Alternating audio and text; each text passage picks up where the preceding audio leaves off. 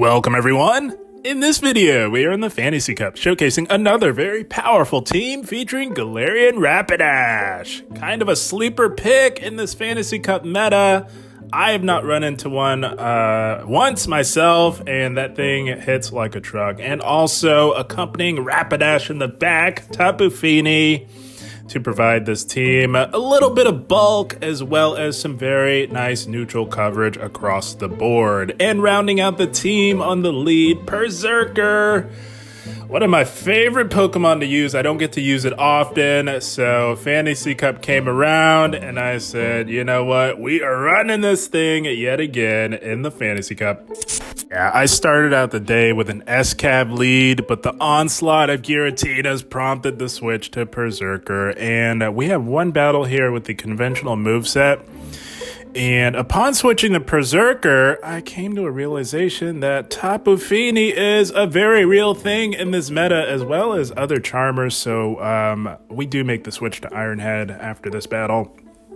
So we wanted to get some chip damage in to come in with a health advantage onto into the mirror matchup. And they bank a bunch of energy and meet us with a Registeel. So we are just going to spam this Reggie with Surfs until they decide to take us out. They are going to absolutely have to throw a move. And Tapu Fini putting in the work, getting Reggie below 50% health. You love to see it. And they go Flash Cannon. I've been seeing a few Flash Cannon Reggies in this meta. I don't think that is worth it. Zap Cannon does plenty of damage to the fairies. I don't think you need to be one-shotting fairies with Flash Cannon, but that is just my humble opinion. And not wanting to go down and lose control of alignment, they decide to throw energy here. That's beautiful. We're just going to come back in with our Perrserker and get a bit of an energy lead for whatever decides to come back in. I'm assuming the Tapu Fini, and they do, right on cue. I know that they are very close to back-to-back here, so gonna shield one of these Surfs, Perrserker, as well as Rapidash, both not known for their bulk, but they definitely make up for that with how hard they hit. We do let the second Surf go, and we're gonna have to throw a move here. These water guns are absolutely shredding our Perrserker, going for the resisted foul play. They shield, so we pivot into Rapidash. Maybe thinking that we had Ironhead, and we see why. They've got another fairy lurking in the back, coming in the form of Galarian Weezing, the battle of the Galarians, and they let that high horsepower go. Holy smokes. High horsepower, an excellent addition to Rapidash's move pool, gives it some very much needed poison and steel coverage. Amazing. And we do have Body Slam, which is quite spammy, hits hard, and now the play here we recognize is to commit to fast move pressure to take this game here. We survive the water guns, and the Shadow Claw takes out the Fini. Oh my goodness, that was a fun one. Good game, well played. Oh, this team for the Fantasy Cup was not only a lot of fun, but wildly effective. We get a Clefable lead, about as good of a lead as you could hope for, especially when you make the switch to Ironhead.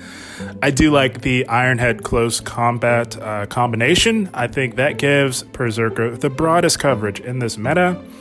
They hit us with a move and pivot into a Giratina, so we don't have foul play, but these Ironheads have stab, and the super effective Shadow Claws really add up, so we're going to stay in here, chip away at this Giratina a little bit. We will give up a shield if necessary, but we really want to get this thing low, because both Giratina forms are bad news for our Rapidash, as we are part Psychic, which means that we take super effective damage from their Ghost-type damage, and now we're going to bank a move and catch a move onto our Tapu Fini, catching that double resisted Dragon Claw. Oh, you love to see it. And now we're going to go for a very aggressive resisted farm down, loading up on tons of energy here.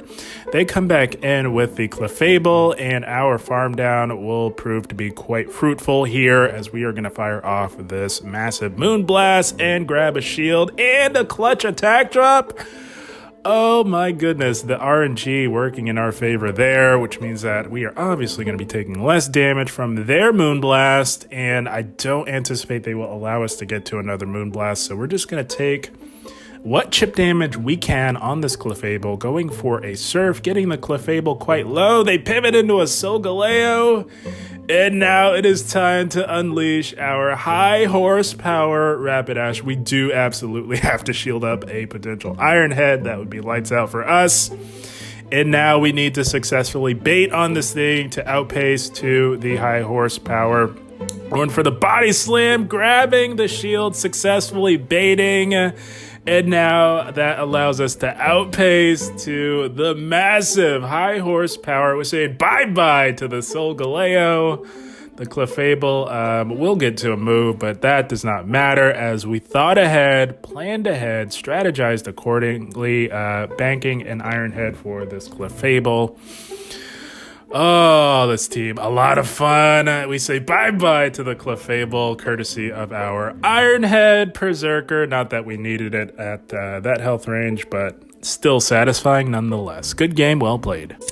Yeah, I had this Rapidash from way back. I built it for the Great League and decided to elevate it up to the Ultra League format. And we had an amazing lead coming in the form of Ferrothorn. They pivot into an XL Fortress, so we're just going to look to get off a close combat and retreat into our Tapu Fini, grabbing a shield in the process. They definitely did not need to shield that, but likely wanting to preserve some health. This could be the Earthquake, but we survived that. It does not have stab, and Tapu Fini has some decent bulk in the Ultra League format. Gonna fire off a Surf of our own here. That's all you do on a Steel type like Fortress.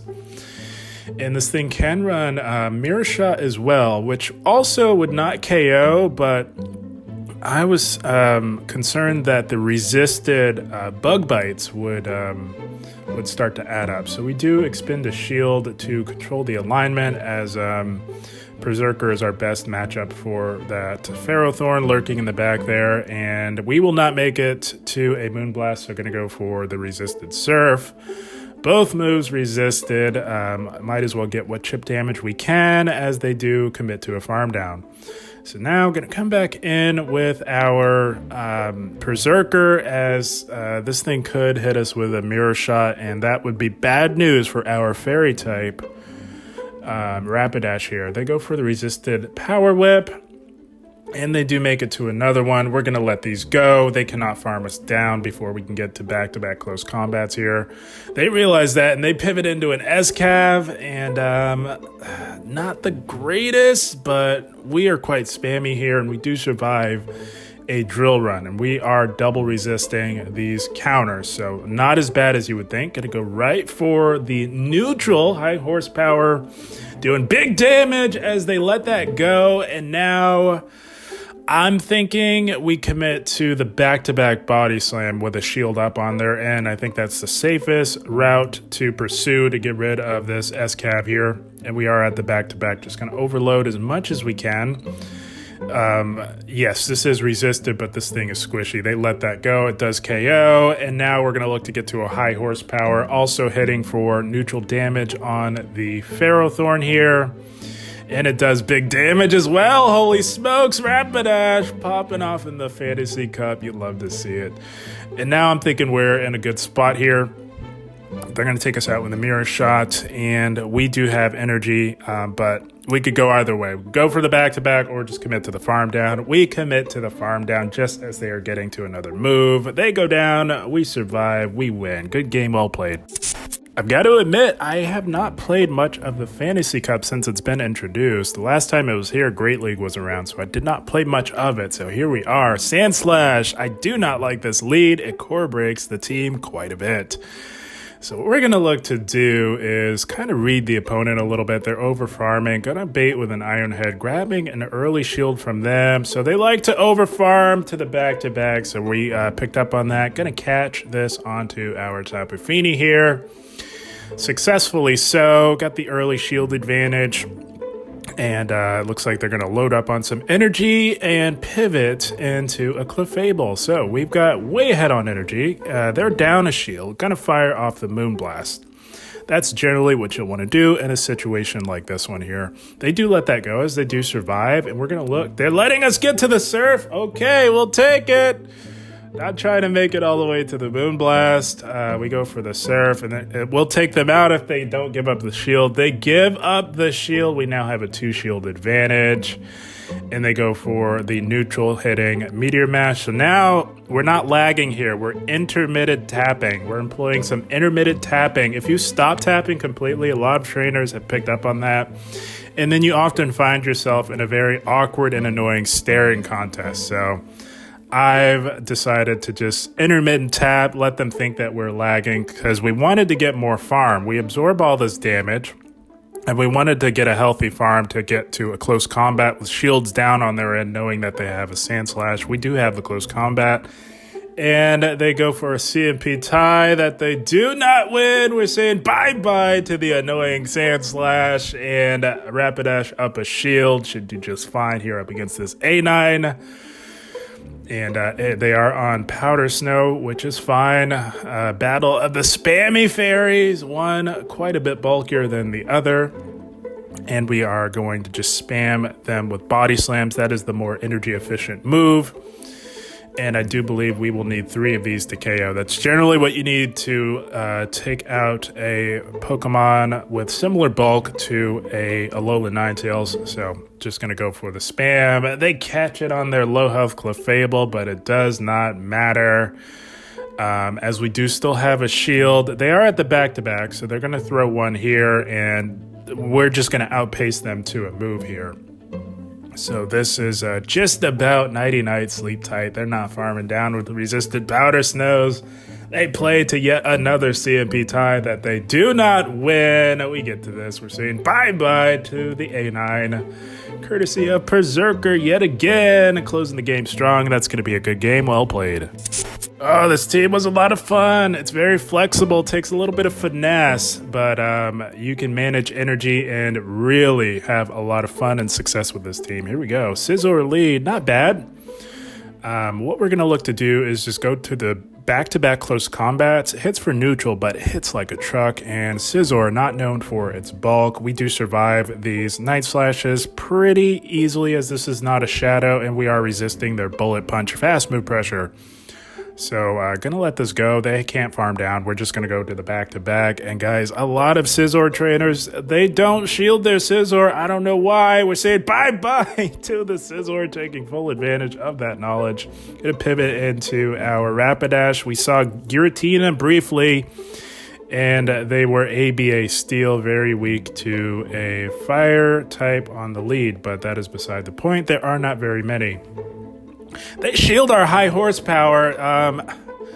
A lot of Reggie trainers, even in the Open Ultra League, I'm finding they are giving up those shields on the first move, looking to get off that Zap Cannon debuff. But that is okay. We do outpace to these high horsepowers. You can go straight high horsepower in this matchup. If they get an attack drop, it is very unfortunate because 2 will not KO if they get at least 1.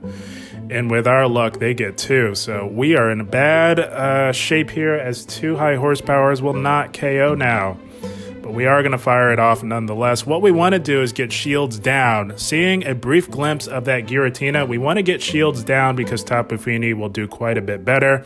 And now what we're going to do is bait here, get that shield, and 5-head them. We 5-head them, guys, because they know that we have a close combat banked. The play pattern would be to combo play with our Perrserker, but we 5-head them, go into the Fini to draw out the Tina. They realized that it was checkmate at that point, and they top left. So good game, well played to them. Our recognition of common play patterns really got the job done in that last one. And here we go, another A/slash lead. We know the story on this one. I don't like it, but here we are, stuck in it nonetheless. They throw immediately, so we're just going to look to go to the back-to-back. We baited on the last one, and we decide to go for the back-to-back to grab both shields or win lead, and it backfires as, again, recognizing common play patterns, they picked up that most trainers will go for that back-to-back. So we should have just stuck to how we played the last one and baited, but here we are. We wanted to chip that Fini down into Fairy Wind plus Body Slam range. I don't think it's about there.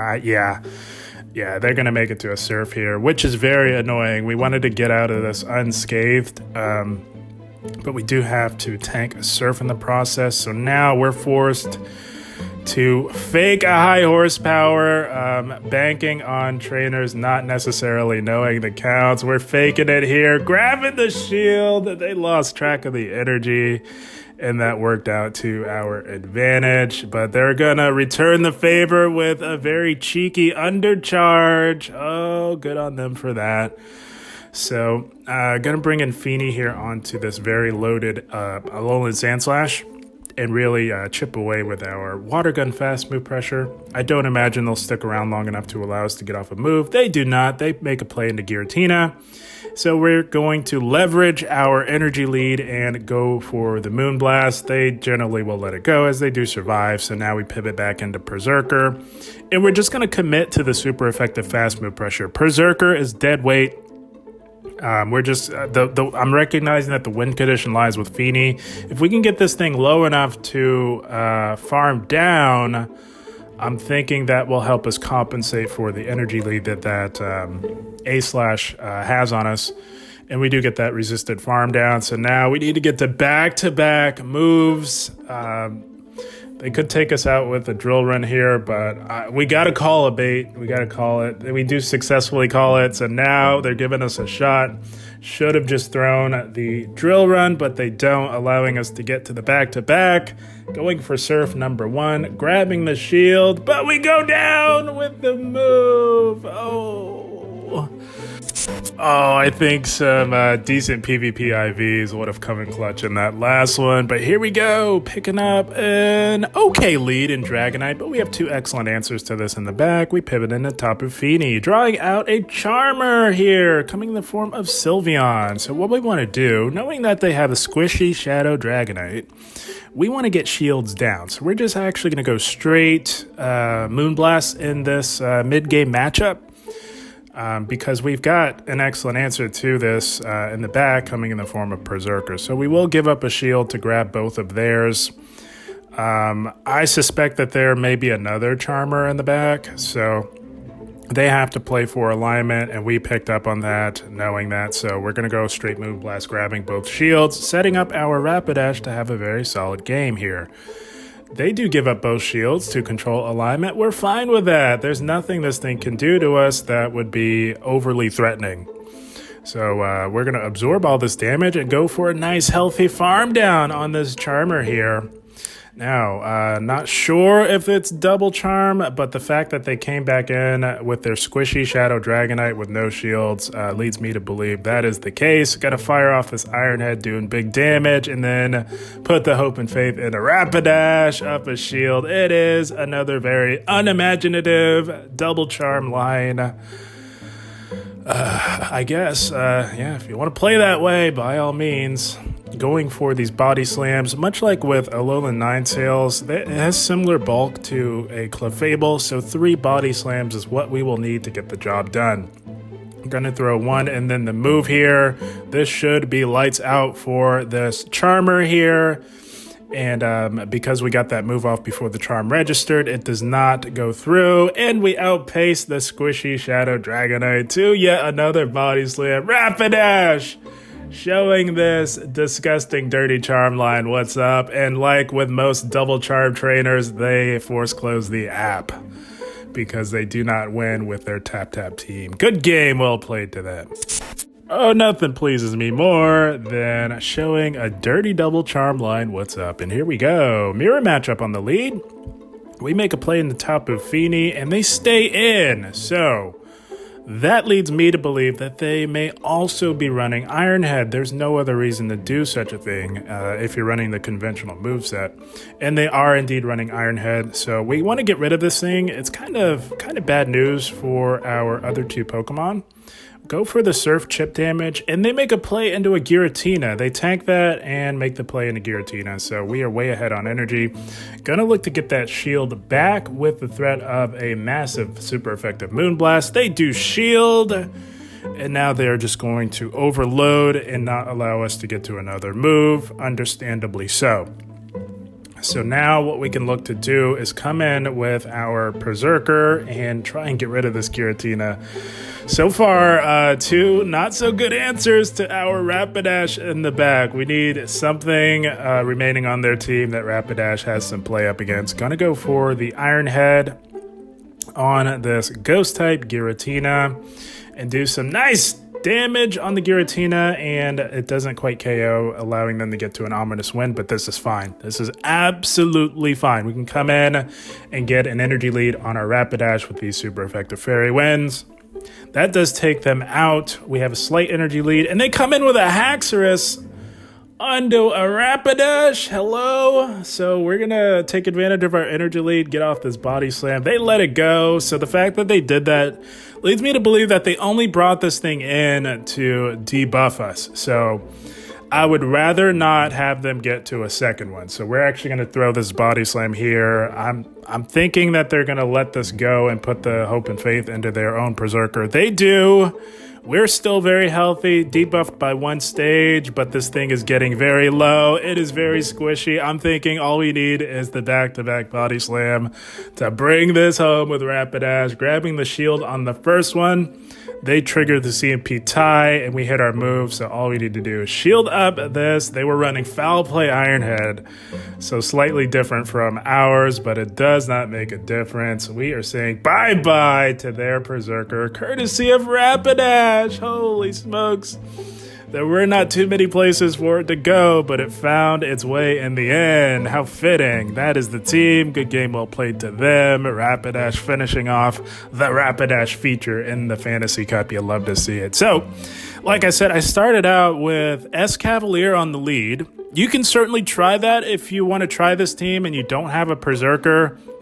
I was just finding the onslaught of Giratinas on most Fantasy Cup teams. That was just a little not good having S-Cav on the lead, along with Rapidash in the back, which does not like to see either form of Giratina. So I decided to make the switch to Perrserker, running Iron Head Close Combat. I think that gives you the broadest coverage in the meta. I don't see too many uses for Foul Play.